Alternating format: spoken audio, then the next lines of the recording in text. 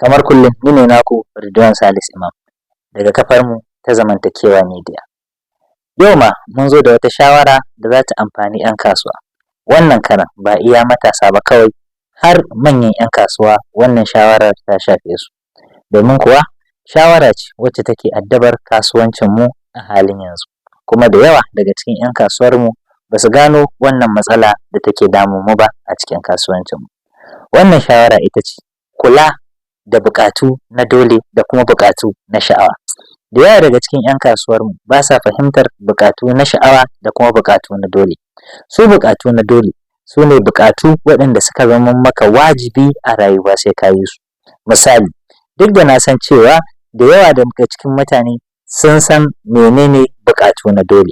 Mutum da yawa idan ka tambayi mutane buƙatu na dole za su ce maka abinci, wajen zama, sutura ko lafiya ko wani abu makamancin haka. Waɗannan su ne buƙatu na dole da suka shafi mutane. Akwai buƙatu na sha'awa. Su kuma buƙatu na sha'awa su ne buƙatu da mutum yake yi domin jin daɗin rayuwarsa. Shan askirim, cin kaza da sauran irin waɗannan abubuwa.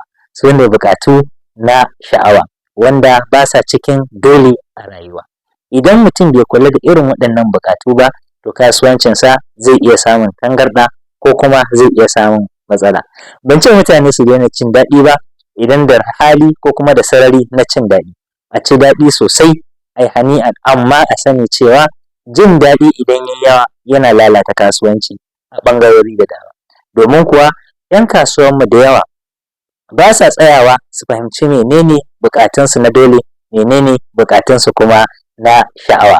Buƙatu na dole sun zama wajibi ka musu budget.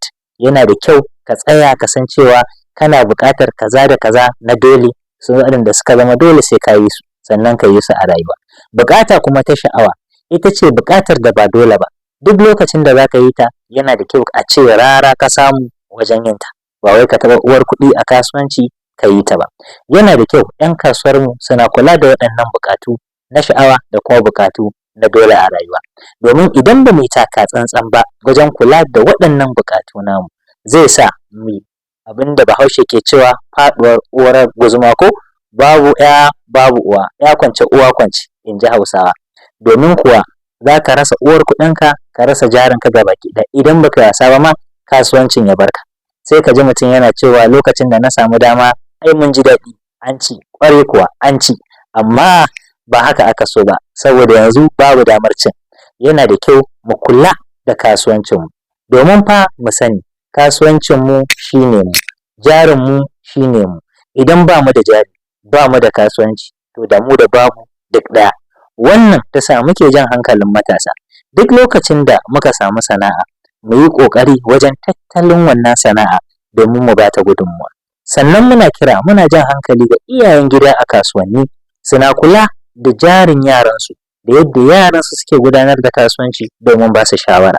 Ba wai su takure su ba ko kuma wani abu makamancin haka. A'a, su ba su shawara yadda za su kula da kasuwancinsu, domin su sun gajiya sun ga yau. Mu kuma matasa yau muke ƙoƙarin tasowa. Ba komai ne za mu yi na daidai ba.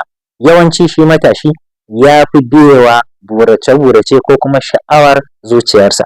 Daga lokacin ku da za ka biye wa sha'awoyin zuciyarka, to za su kai ka su baro ka.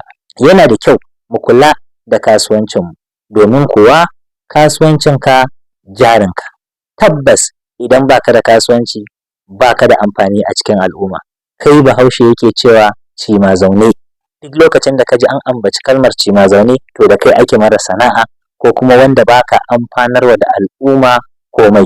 Sannan mutane su fahimta, muna cewa sana'a ba wai ɗan kasuwa ba kaɗai yake sana'a. Ma'aikacin gwamnati ma sana'a yake yi. Mai dogaro da kanshi a ɓangarori da dama sana'a yake yi. Ba wai sai ka je kasuwa ka kasa kaya ba kawai kake sana'a.